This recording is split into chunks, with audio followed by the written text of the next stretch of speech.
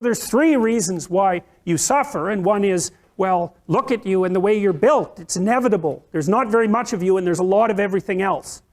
And so you just don't last that long, and you're fragile across multiple domains, and then you're harshly treated by society, and there's no doubt about that. And then there's responsibility that can be laid at your own feet.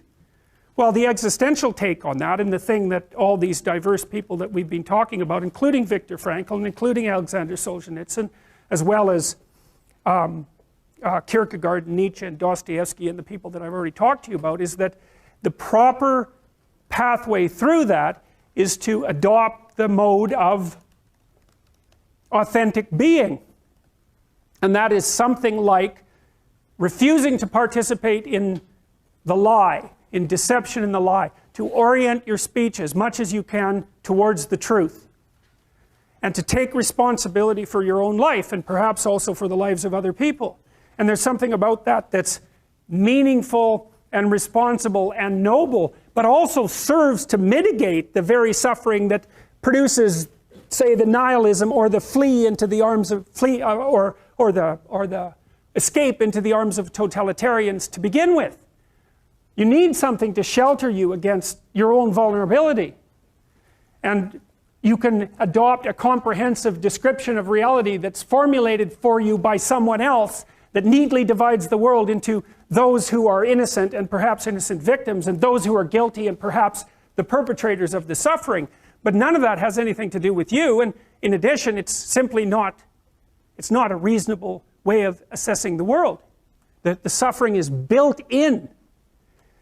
So that's why there's an existentialist insistence upon that. So for the Freudians, the psychoanalysts, and even for people like Carl Rogers to some degree, if you're in a situation that's characterized by psychopathology, if there's something wrong with you mentally, that's a consequence of something gone wrong. But that's not the existentialist take. The existentialist take is, no, that's just how it is. That's just how it is. You don't have to necessarily have done anything wrong for things to get completely out of control. It's a terrifying doctrine, but it's not a hopeless doctrine, because it still says that there's a way forward, there's a pathway forward, and the pathway forward is to adopt a mode of being that has some nobility, so that you can tolerate yourself and perhaps even have some respect for yourself as someone who's capable of standing up in the face of that terrible vulnerability and suffering, and that the pathway forward, as far as the existentialists are concerned, is by, well, certainly by the avoidance of deceit, particularly in language, but also by the adoption of responsibility for the conditions of existence and some attempt on your part to actually rectify them. And the thing that's so interesting about that is, well, two, as far as I'm concerned, and some of this is from clinical experience. You know, if you take people, and I've told you this, and you expose them voluntarily to things that they are avoiding and are afraid of, you know, that they know they need to overcome in order to meet their goals, their self-defined goals. If you can teach people to stand up in the face of the things they're afraid of, they get stronger. And you don't know what the upper limits to that are, because you might ask yourself, like, if for 10 years, if you didn't avoid doing what you knew you needed to do, by your own definitions, right, within the value structure that you've created, to the degree that you've done that, what would you be like? Well, you know, there are remarkable people who come into the world from time to time, and there are people who do find out over decades-long periods what they could be like if they were who they were, if they spoke their being forward. And they get stronger and stronger and stronger, and we don't know the limits to that. We do not know the limits to that. And so you could say, well, in part, perhaps the reason that you're suffering unbearably can be left at your feet, because you're not everything you could be, and you know it.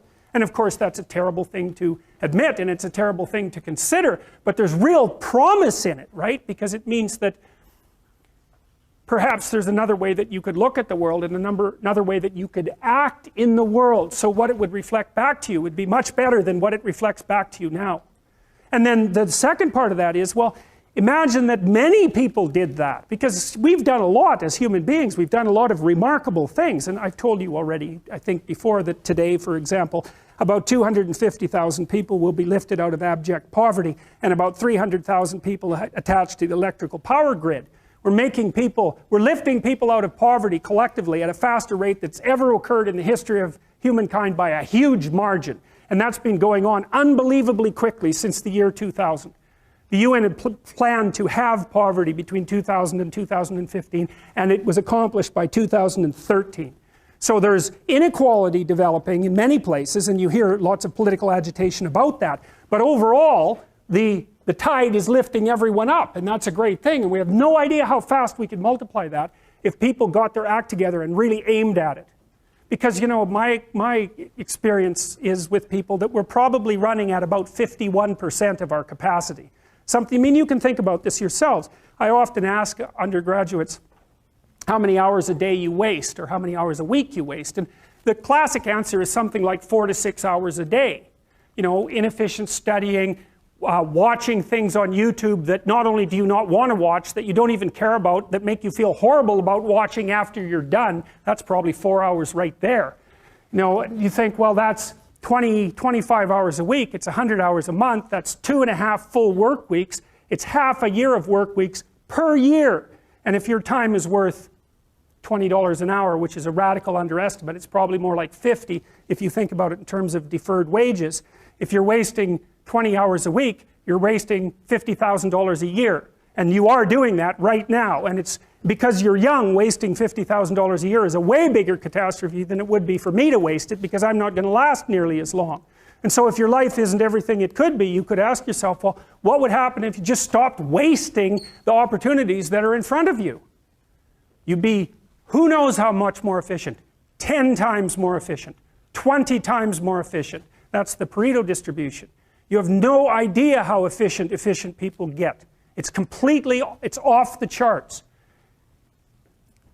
Well, and if we all got our act together collectively and stopped making things worse, because that's another thing people do all the time, not only do they not do what they should to make things better, they actively attempt to make things worse because they're spiteful or resentful or arrogant or deceitful or homicidal or genocidal or all of those things all bundled together in an absolutely pathological package. If people stopped really, really trying just to make things worse, we have no idea how much better they would get just because of that. So there's this weird dynamic that's part of the existential system of ideas between human vulnerability, social judgment, both of which are major causes of suffering, and the failure of individuals to adopt the responsibility that they know they should adopt. And that's the thing that's interesting too, is that, and like another thing I've often asked my undergraduate classes is, you know, there's this idea that people have a conscience. And you know what the conscience is. It's this feeling or voice you have in your head just before you do something that you know is stupid, telling you that probably you shouldn't do that stupid thing. You don't have to listen to it, strangely enough. But you go ahead and do it anyways, and then, of course, exactly what the conscience told you was going to happen inevitably happens, so that you feel even stupider about it than you would if it happened by accident. Because you know, I knew this was going to happen, I got a warning it was going to happen, and I went and did it anyways. And the funny thing too is that conscience operates within people, and we really don't understand what the hell that is. So you might say, well, what would happen if you abided by your conscience for 5 years or for 10 years? What sort of position might you be in? What sort of family might you have? What sort of relationship might you be able to forge? And you can be bloody sure that a relationship that's forged on the basis of who you actually are is going to be a lot stronger and more welcome than one that's forged on the basis of who you aren't. Now, of course, that means that the person you're with has to deal with the full force of you in all your ability and your catastrophe, and that's a very, very difficult thing to negotiate. But if you do negotiate it, well, at least you have something, you have somewhere solid to stand, and you have somewhere to live, you have a real life. And it's a great basis upon which to bring children into the world, for example, because you can have an actual relationship with them instead of torturing them half to death, which is what happens in a tremendously large minority of cases. Well, it's more than that too, because, and this is what I'll close with, and this is why I wanted to introduce Solzhenitsyn's writings to you. You see, because it isn't merely that your fate depends on whether or not you get your act together and to what degree you decide that you're going to live out your own genuine being. It isn't only your fate, it's the fate of everyone that you're networked with. And so, you know, you think, well, There's 7 billion people in the world. We're going to peak at about 9 billion, by the way, and then it'll decline rapidly. But 7 billion people in the world, and who are you? You're just one little dust mote among that 7 billion, and so it really doesn't matter what you do or don't do, but that's simply not the case. It's the wrong model, because you're at the center of a network. You're a node in a network. Of course, that's even more true now that we have social media. You'll know 1,000 people, at least, over the course of your life. And they'll know 1,000 people each, and that puts you one person away from 1,000,000, and two persons away from 1,000,000,000. And so that's how you're connected. And the things you do, they're like dropping a stone in a pond. The ripples move outward, and they affect things in ways that you can't fully comprehend. And it means that the things that you do and that you don't do are far more important than you think. And so if you act that way, of course, the terror of realizing that is that it actually starts to matter what you do. And you might say, well, that's better than living a meaningless existence. It's better for it to matter. But I mean, if you really asked yourself, would you be so sure if you had the choice? I can live with no responsibility whatsoever. The price I pay is that nothing matters. Or I can reverse it and everything matters. But I have to take the responsibility that's associated with that. It's not so obvious to me that people would take the meaningful path. You know, when you say, well, nihilists suffer dreadfully because there's no meaning in their life, and they still suffer. Yeah, but the advantage is they have no responsibility. So that's the payoff, and I actually think that's the motivation. Say, well, I can't help being nihilistic. All my belief systems have collapsed. It's like, yeah, maybe. Maybe you've just allowed them to collapse because it's a hell of a lot easier than acting them out. And the price you pay is some meaningless suffering, but you can always whine about that and people will feel sorry for you, and you have the option of taking the pathway of the martyr, so that's a pretty good deal, all things considered, especially when the alternative is to bear your burden properly and to live forthrightly in the world. Well, what Solzhenitsyn figured out, and so many people in the 20th century, it's not just him, even though he's the best example, is that if you live a pathological life, you pathologize your society. And if enough people do that, then it's hell. Really. Really. And you can read the Gulag Archipelago if you have the fortitude to do that, and you'll see exactly what hell is like. And then you can decide if that's a place you'd like to visit, or even more importantly, if it's a place you'd like to visit and take all your family and friends. Because that's what happened in the 20th century.